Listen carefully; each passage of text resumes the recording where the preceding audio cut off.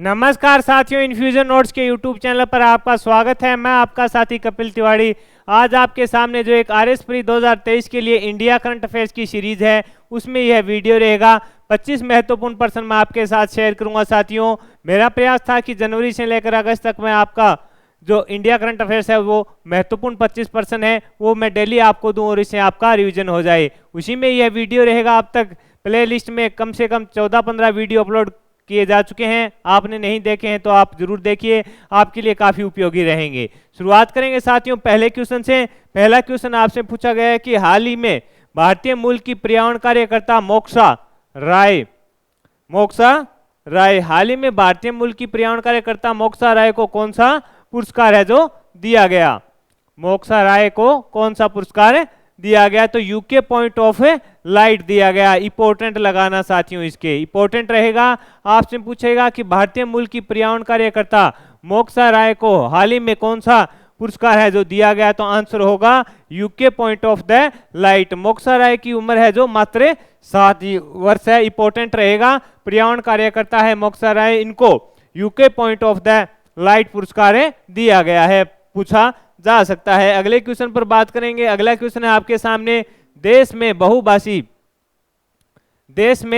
बहुभाषी शिक्षा को बढ़ावा देने के लिए केंद्रीय माध्यमिक शिक्षा बोर्ड ने अब तक कितनी भारतीय भाषाओं में शिक्षा का माध्यम बनाने की अनुमति है जो दी है? इंपॉर्टेंट रहेगा साथियों, एजुकेशन से संबंधित क्वेश्चन है, आगामी प्रतियोगिता परीक्षा में आपसे पूछा जा सकता है। आपसे पूछा है कि देश में बहुभाषी शिक्षा को बढ़ावा देने के लिए केंद्रीय माध्यमिक शिक्षा बोर्ड ने अब कितनी भारतीय भाषाओं में शिक्षा का माध्यम बनाने की अनुमति दी है? तो आंसर होगा 22 भारतीय भाषाओं में अनुमति दी गई है। बोर्ड निदेशक डॉक्टर जोसेफ ने सीबीएसई से संबंधित भेजे गए स्कूली पत्र में कहा है कि बहुभाषा को माध्यम बनाया जाएगा। इंपॉर्टेंट है, आपसे पूछा जा सकता है। साथियों, बढ़ेंगे आगे, अगले क्वेश्चन पर बात करेंगे। अगला क्वेश्चन है आपके सामने, भारत में होने वाले आईसीसी क्रिकेट विश्व कप 2023 का ब्रांड एम्बेसडर किसे बनाया गया है? तो आंसर होगा शाहरुख खान। इंपॉर्टेंट है, पूछा जा सकता है कि क्रिकेट विश्व कप जो 5 अक्टूबर से शुरू होने जा रहा है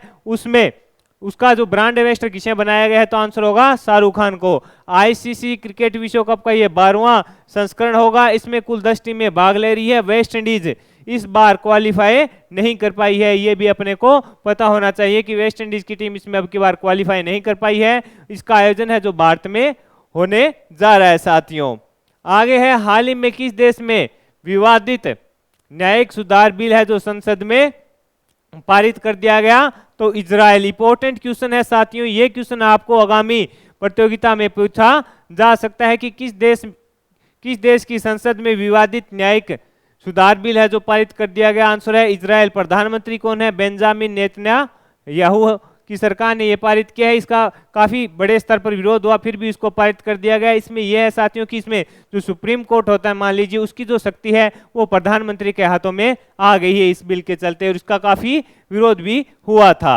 आगे बढ़ेंगे, अगले क्वेश्चन पर बात करेंगे। अगला क्वेश्चन आपके सामने है कि हाल ही में भारत के शोधकर्ताओं ने जापान के साथ मिलकर किस रोग के उपचार को विकसित किया है? ये इंपॉर्टेंट रहेगा। आपसे पूछा है कि हाल ही में भारत के शोधकर्ताओं ने जापान के साथ मिलकर है जो किस रोग के उपचार को विकसित किया है? तो ड्यूकेन मस्कुलर डिस्ट्रोफी को विकसित किया है। यह एक आनुवंशिक रोग होता है साथियों। इसके लिए क्या है, इसमें जो मांसपेशियां के द्वारा है स्ट्रोफिन का उत्पादन करने में असमर्थता को दर्शाती है, जिसके चलते यह रोग है जो हो जाता है। और इस पर अब भारतीय शोधकर्ता है, जापान के शोधकर्ताओं ने मिलकर इसके उपचार विकसित कर लिया है। नाम याद रखिएगा, रोग का ड्यूकेन मस्कुलर डिस्ट्रोफी है, जो ये मांसपेशियों से संबंधित रोग होता है। आगे बढ़ेंगे साथियों, अगले क्वेश्चन पर बात करेंगे। अगला क्वेश्चन आपके सामने है कि हाल ही में भारत ने किस देश को आईएनएस कृपाण है जो उपहार में दिया? ये क्वेश्चन इंपॉर्टेंट रहेगा। आंसर है वियतनाम को। किसको दिया? तो आंसर होना चाहिए वियतनाम को है जो आईएनएस कृपाण उपहार में दिया है। भारत ने आईएनएस कृपाण मेड इन इंडिया है, ये भी अपने को पता होना चाहिए कि ये मेड इन इंडिया है। किसको गिफ्ट में दिया है? वियतनाम को है जो उपहार में दिया है भारत ने।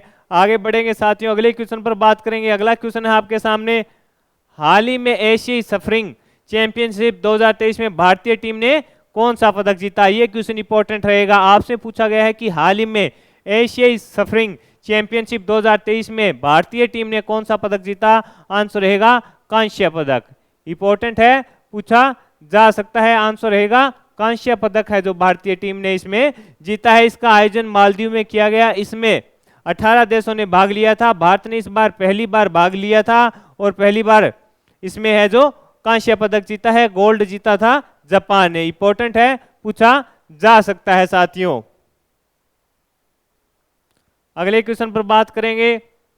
अगला क्वेश्चन आपके सामने है कि हाल ही में गुजरात उच्च न्यायालय के मुख्य न्यायाधीश के रूप में किसे नियुक्त किया गया? तो आंसर होगा सुनीता अग्रवाल को। ये इंपॉर्टेंट रहेगा। आपसे पूछा गया है कि गुजरात उच्च न्यायालय के मुख्य न्यायाधीश के रूप में है जो किसे नियुक्त किया गया? आंसर होगा सुनीता अग्रवाल को है जो नियुक्त किया गया। ये वर्तमान में देश की पहली मुख्य न्यायाधीश है, यानी वर्तमान समय में देश की पहली मुख्य न्यायाधीश बनी है। ये गुजरात की 29वीं मुख्य न्यायाधीश है, यानी जो वर्तमान में मुख्य न्यायाधीश है, महिला पहली मुख्य न्यायाधीश बनी है। इंपॉर्टेंट है, पूछा जा सकता है। और गुजरात की साथियों ये 29वीं मुख्य न्यायाधीश है। आगे बढ़ेंगे, अगले क्वेश्चन पर बात करेंगे।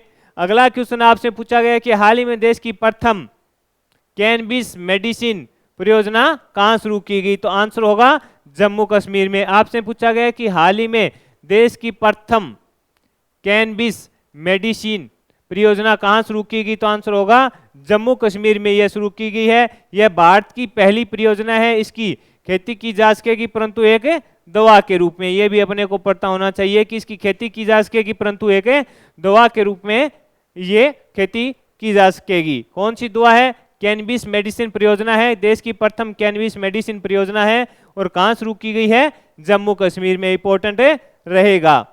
आगे है, अगले क्वेश्चन पर बात करेंगे साथियों। हाल ही में किस देश ने ब्रिक्स में शामिल होने के लिए आवेदन किया? तो आंसर है अल्जीरिया। इसका क्या आंसर रहेगा? अल्जीरिया इसका आंसर रहेगा। ब्रिक्स 2001 में गठित हुआ था, ये आपको पता ही है। आगे बढ़ेंगे, अगले क्वेश्चन पर बात करेंगे कि हाल ही में कहां पर वाटर एटीएम में लॉन्च किया गया? ये क्वेश्चन है, इंपॉर्टेंट रहेगा। आपसे पूछा गया कि हाल ही में कहां पर वाटर एटीएम है जो लॉन्च किया गया? तो आंसर होगा नई दिल्ली में। कहां पर है? नई दिल्ली में। इंपॉर्टेंट है, पूछा जा सकता है। अरविंद केजरीवाल ने इसे शुरू किया है। इसमें क्या है? इस एटीएम से एक आदमी 20 लीटर पानी ले सकेगा। इसके अंदर क्या है कि एक आदमी है जो दिन में 20 लीटर पानी से ले सकेगा। कहां शुरुआत हुई है? नई दिल्ली में। शुरुआत किसने की है? दिल्ली के मुख्यमंत्री कौन है? अरविंद केजरीवाल है, उन्होंने इसकी साथियों शुरुआत की है। आगे बढ़ेंगे, अगला क्वेश्चन है आपके सामने कि हाल ही में फ्रेंड्स ऑफ ब्रिक्स बैठक 2023 का आयोजन किस देश में किया गया? तो आंसर होगा साउथ अफ्रीका के जोहान्सबर्ग में इसका आयोजन किया गया है। फ्रेंड्स ऑफ ब्रिक्स बैठक 2023 का है जो साउथ अफ्रीका के जोहान्सबर्ग में इसका आयोजन किया गया है। 2024 का आयोजन ब्राजील में होगा। ये भी अपने को पता होना चाहिए कि इसकी जो 2024 की बैठक होगी उसका आयोजन है जो ब्राजील में होगा। आगे बढ़ेंगे साथियों, अगले क्वेश्चन पर बात करेंगे। हाल ही में भारत के किस रेलवे स्टेशन को यूनेस्को एशिया पैसिफिक पुरस्कार दिया गया? इंपॉर्टेंट रहेगा। आपसे पूछा है कि भारत के किस रेलवे स्टेशन को यूनेस्को एशिया पैसिफिक पुरस्कार है जो दिया गया? तो आंसर होगा भायखला, महाराष्ट्र का रेलवे स्टेशन है, इसको यह अवार्ड दिया गया है। कौन सा अवार्ड दिया गया है? यूनेस्को के द्वारा एशिया पैसिफिक पुरस्कार है जो साथियों दिया गया है। पूछा जा सकता है। इस रेलवे स्टेशन का हाल ही में जीर्णोद्धार किया गया था। आगे बढ़ेंगे साथियों, भायखला महाराष्ट्र याद रखना साथियों।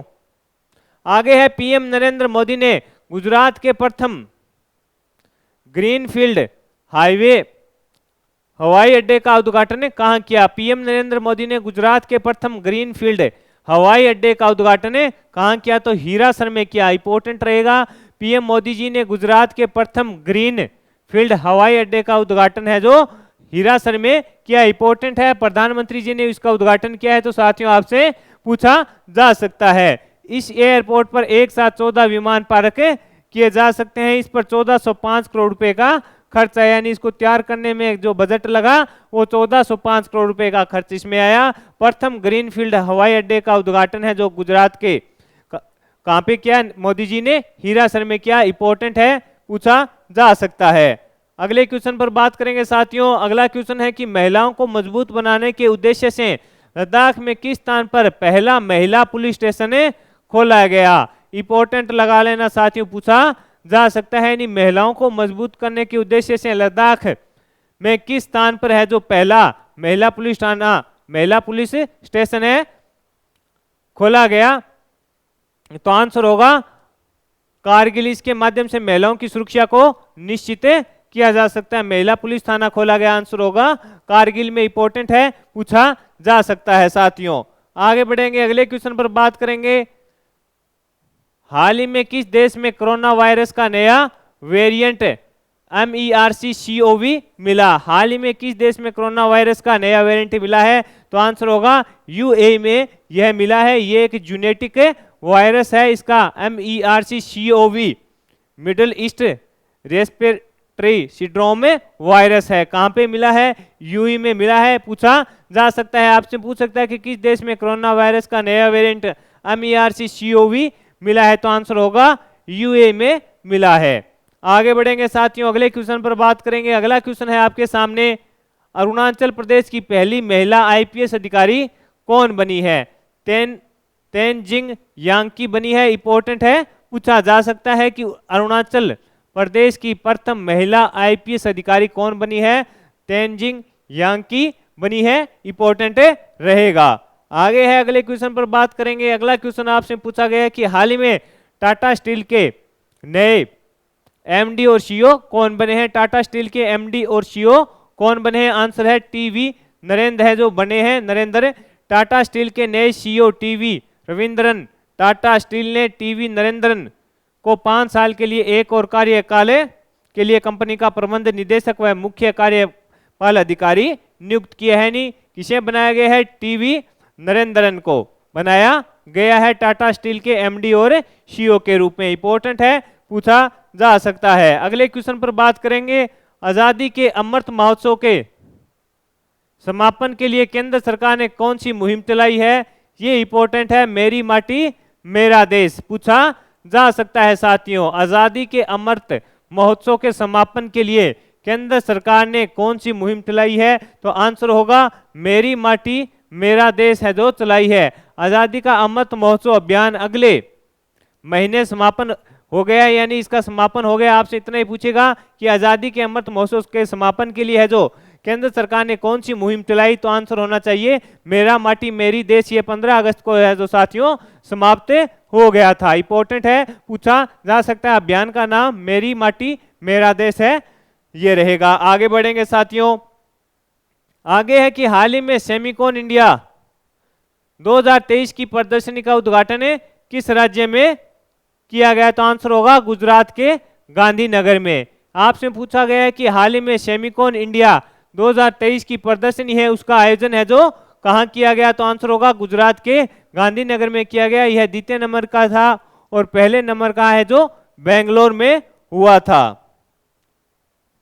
इसका उद्देश्य ये है कि सेमीकंडक्टर मिशन के दृष्टिकोण के अनुरूप सेमीकंडक्टर डिजाइन व विनिर्माण को बढ़ावा देना।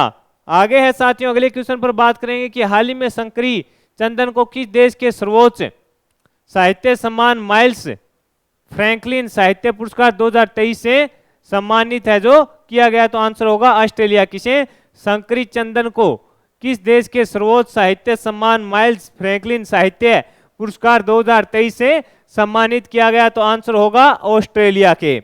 आगे बढ़ेंगे साथियों, अगले क्वेश्चन पर बात करेंगे कि हाल ही में स्पेस एक्स द्वारा लॉन्च होने वाला दुनिया का सबसे बड़ा निजी संचार उपग्रह कौन सा है? ये इंपॉर्टेंट रहेगा, आंसर होगा जुपिटर 3।